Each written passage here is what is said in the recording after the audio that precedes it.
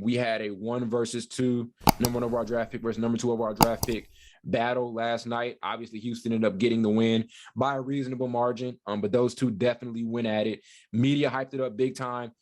Blake, what were your first thoughts on that matchup? Because it was definitely entertaining from the jump. And first off, I don't think I've been that excited to see a summer league game in a minute. Go ahead. First of all, I don't like how the media is trying to make it seem like there's a rivalry towards the two. Because you saw the dude talking, he was talking good about him, and then what's her name? Go ask, the reporter. You have a chip? Yeah, and she talking about, you think you have a chip in your shoulder? Come on now, don't do that. But it was a good game. He fell for it too. Yeah, he did, but it was a good game though. Cade started off a little bit slow, but he ended up getting it going. I'll say this: Jalen is probably the better scorer out of the two. If we comparing them like head to head, I say Jalen is probably better athletically in scoring, but playmaking, I got to give it to Cade. I think I wouldn't say he's had a slow start to the summer league. I think he's just starting to get his feet wet a little bit, but once he gets started, like we saw he hit a couple of shots. Once he gets started, he'll get it going. He had a hell of a game. That's he did. Yeah, a very good duel. I don't think anybody. Yeah, I don't think anybody can walk away from that game disappointed by anyone. I think both of those guys definitely excelled. At what they're good at. And then I mentioned it like last episode talking about Jalen Green's defense. He was super physical, and I think kind of maybe the perception about Jalen Green is that he's just a scorer or whatever, but he definitely has the tools. He has definitely some good possessions on him. His off-ball defense on Cade at times was looking really, really good. But as you mentioned, the skill sets are definitely different.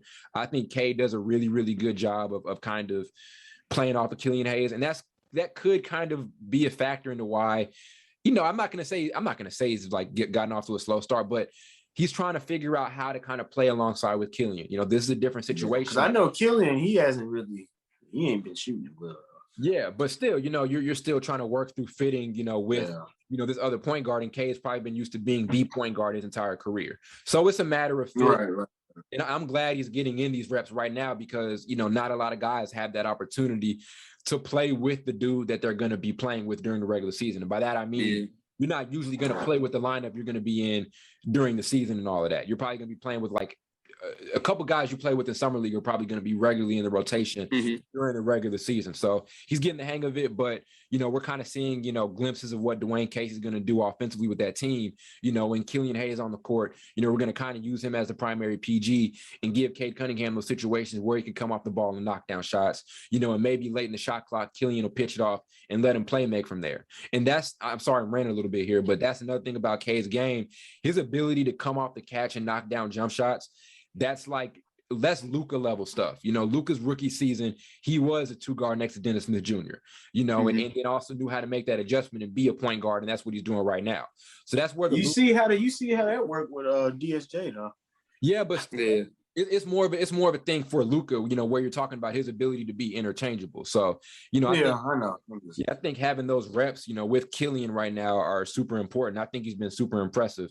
So that's what I've got on, just what I thought about the duel. I thought it was entertaining. And to your point about the media hyping it up, I talked to Carl about it yesterday too. I think it'll be cool if this could be like a rivalry because there's nothing wrong with having that in basketball. It's not that two guys hate each other. But we haven't seen that type of rookie duel in a minute. Obviously, we didn't have the summer league last season, but those guys were guarding each other. That's something we don't see a lot of at all, amongst stars in the NBA. So that's something I was really impressed with. Carl, what were your thoughts on it? I mean, I just like the fact that they were guarding each other, like you said, for like a good period of the time. But the two difference between, like you all said, like Jalen Green's is like more of a professional scorer, while Cade is more under control and he's at his own pace, and you're not going to like speed him up or slow him down. Yeah. He's just going one speed, and you really can't stop him. What Jalen Green is just thinking, go. Yeah.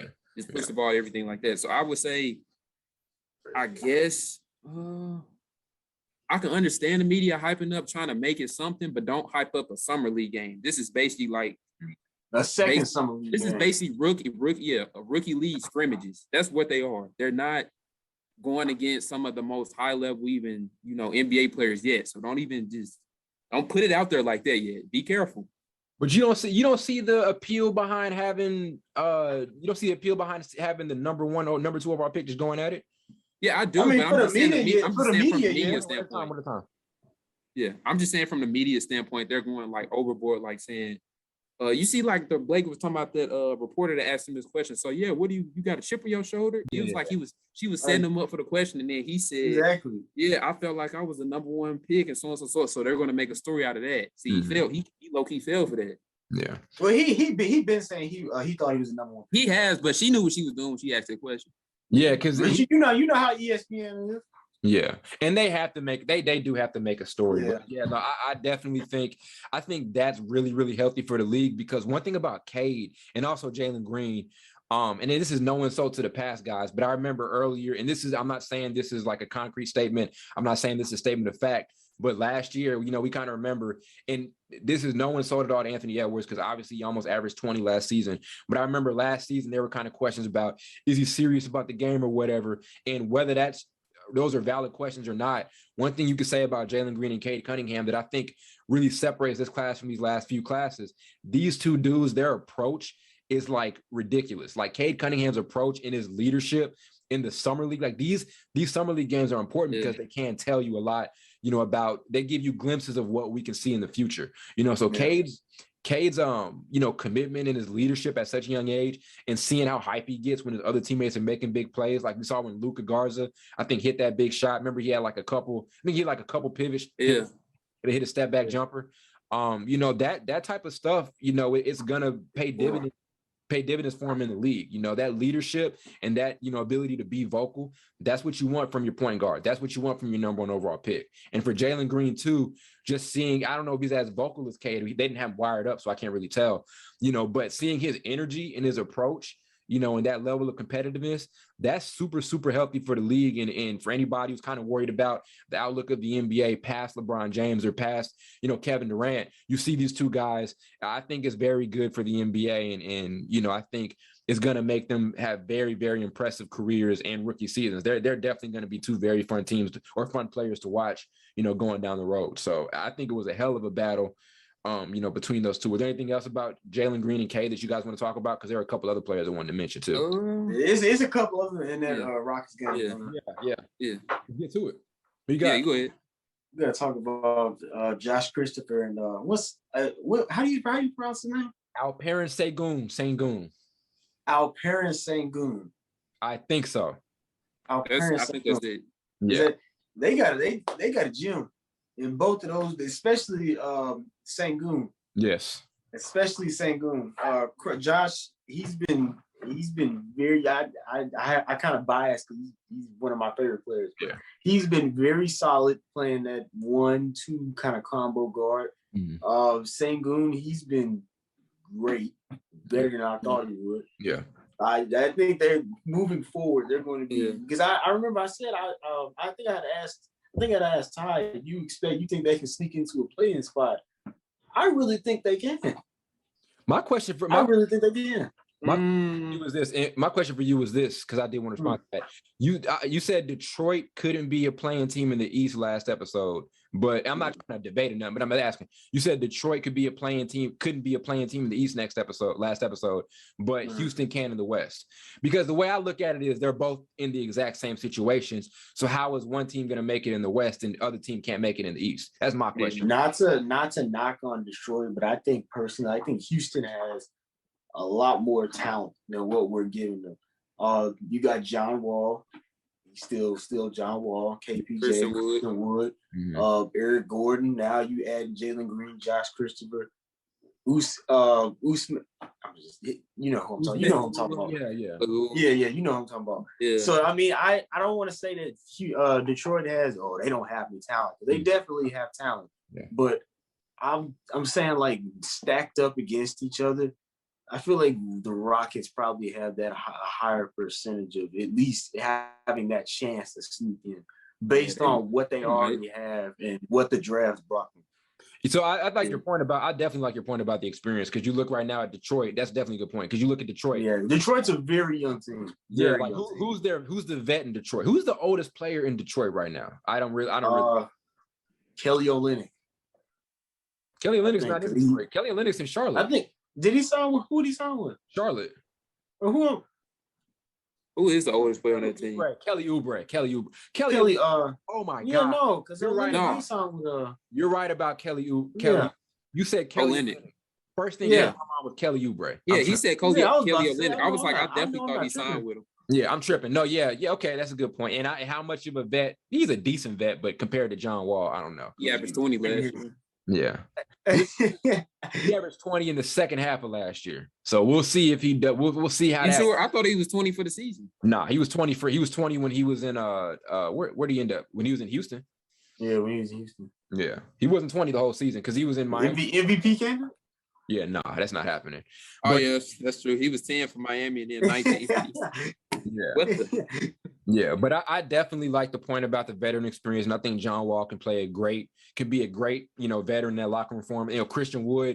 Christian Wood's not much of a vet, but he's still an older presence for him. And he's been through enough to be a great locker room presence for them. Oh yeah. Big time. Yeah. So I definitely like that point that you brought up. So we mentioned two like former players who played in between these two. Christian Wood played for Detroit, now he's in Houston, and Kelly Olynyk played in Houston. Now he's in Detroit. That's ain't that something? Yeah. I just think altogether, just watching them, I just think Cade Cunningham is a better overall player as far as defense, playmaking, and shooting, while Jalen Green's strength is basically he has a better offensive game. And he's more athletic, obviously. But I just think Cade's a better overall, like just point guard in general. He could be a better point guard than Jalen Green. Yeah. Well, they play. Yeah, they play two different positions. Yeah. So I mean, but there were questions. I mean, but you do see like sometimes they putting shooting guards at point guard because you never know. Yeah, for real. And there were questions about Jalen Green's ability to kind of play in the pick and roll too. So we'll see how that all works out. But I could see maybe if I'll say Houston's going to compete for a playing spot, I gotta say Detroit could in the East. But I definitely could see both of those teams have very, very interesting seasons. And like I said, I think Jalen Green, as you mentioned, having that veteran presence of Eric Gordon, and John Wall and Christian Wood is going to pay dividends off for him and a bunch of those young guys. Yeah. But you think about that team's talent, top to bottom, it's really ridiculous. We didn't even see Usman Gruber play just yet. And I want to talk a little bit about Alperen Sengun too. I feel like I keep butchering his name. But I think you're doing the best job. You see, I stopped trying. I think you saying it the closest you can. Yeah. You're right. But I was definitely, I didn't know how I felt about him as a prospect because he wasn't a strong shooter, and you never really know how to rate bigs who are coming in the league, right now who aren't very good shooters, but he showed some flashes. I think he hit like a logo 3 last night. I think you posted it on Twitter.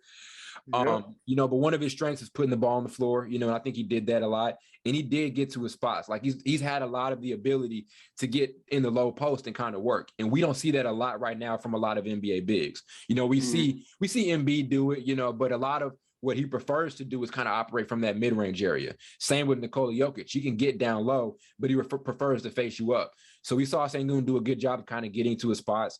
He made some good passes, and his rotation defense is really, really good. I don't know how great of a switch defender he is, but his help side defense and his ability to rotate on that end, I think it's looked amazing. And he's shown a lot of big-time upside. I mentioned he's throwing a couple of decent passes here and there. He's probably like one of the unsung talented guys right now on this team. So they drafted very, very well. And you kind of look at this year and a half run, where you start off with James Harden. Well, let's look at everything that Houston did over the last 2 years. You bring in Russell Westbrook, then you trade Russell Westbrook. After Russell Westbrook gets traded, Harden doesn't want to play with you. Then Harden just goes off and goes and plays with the Nets. Now everybody in Houston is panicking. Now your core is Avery Bradley, Kelly Olynyk, and a bunch of other guys, and so now you move those guys out, and then now you have a team that has a ridiculous amount of young talent. This is where Houston is right now, and Blake said this in a tweet. This is what teams tank for right here. This is really what teams tank for, just to have a bunch of young talent. This isn't just young talent that's, these aren't a bunch of projects. These are guys who can be impactful out of their first year. Jalen Green's a guy who can be a big impact out of his first season, same with Sengun. So, I think that's one thing you got to talk about with the Rockets, and how underrated, their front office has been. Because ever since Daryl Morey's left, we didn't give a lot of attention to their front office and their GMing. But, now you look at it, they've done an amazing job. So, Yeah, the Rockets definitely sped the process up a little bit of just having a good team after you trade your franchise player. Because normally that take about 4 to 5 years to recover from. Absolutely. They have the potential to recover from 2 to 3 years. That's a big clip.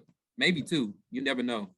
And like you said, if it's possible that they can go ahead and make the playoffs, you look at it as an absolute success. Like you go and lose arguably by many, one of the 5 best players in the NBA and immediately bounce back and then maybe make the playoffs with this young talent that's committed.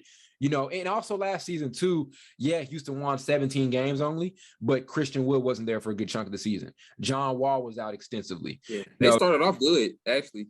They did. And also that team could have been really good if Harden was bought into it. Maybe, like I said, maybe at that point it was like, well, we're going to just be a playoff team. We're going to be a second round team. Maybe the Nets were a better situation for him, but as Carl said, this is literally what teams, what bad teams really want to do is to tank and end up with this multitude of young talent. Yeah. So it's amazing what they were able to do, just in the course of basically under a year. And I'm excited to see him play, and I'm excited to see what they do for the rest of the summer league.